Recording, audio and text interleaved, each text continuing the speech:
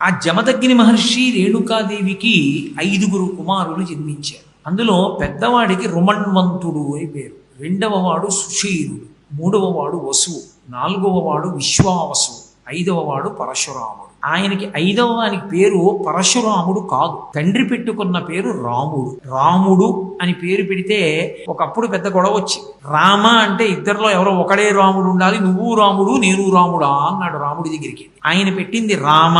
ఆయన పరశురామ ఎందుకయ్యాడంటే ఆయన పరమశివుడి గురించి ఘోరమైన తపస్సు చేశాడు. చేస్తే పరమశివుడు వ్యాధుడి రూపంలో వచ్చాడు. ఇప్పుడు నేను చెప్పేటటువంటిది బ్రహ్మాండ పురాణంలోంచి చెప్తున్నాను. వ్యాధుడి రూపంలో వచ్చాడు. హిమవత్ పర్వతం మీద తపస్సు చేస్తుంటే భార్గవరాముడు అంటారు. ఎందుకంటే భృగువంశంలో పుట్టినవాడు కాబట్టి గుర్తుపట్టడానికి భార్గవరాముడు అంటారు. ఈ భార్గవరాముడు హిమవత్ పర్వతం మీద కూర్చుని పరమశివుడి గురించి తపస్సు చేశాడు. తపస్సు చేస్తే పరమశివుడు ఈయన్ని పరీక్ష చేద్దామని వ్యాధుడి రూపంలో వచ్చాడు. వ్యాధుడు అంటే వేటాడి మాంసం తినేవాడు అని. వచ్చి పెద్ద గద్దించాడు, ఎవరు నువ్వు ఇక్కడ ఎందుకు కూర్చున్నావు అని. ఇద్దరి మధ్య చాలా వాదులాట జరిగింది.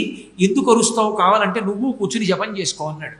ఆఖరికి ఆ వ్యాధుడు పరమశివ రూపంలో సాక్షాత్కరించాడు. పరశురాముడు సంతోషించి స్తోత్రం చేశాడు. స్తోత్రం చేస్తే శివుడు సంతోషించి ఆయనకి ఒక గండ్రగొడ్డలిని బహూకరించాడు. అది ఎక్కడిది అంటే శివుడి చేతిలో ఉంటుంది ఆ గొడ్డలి. ధవళవపుషమిందోరు మండలే సన్నివిష్టం భుజగవలయహారం భస్మదిగ్ధాంగమీశం మృగయ పరశు పాణిం చారు చంద్రార్ధమౌళిం మృగయ కమల మధ్యే సంతతం చింతయామి అని.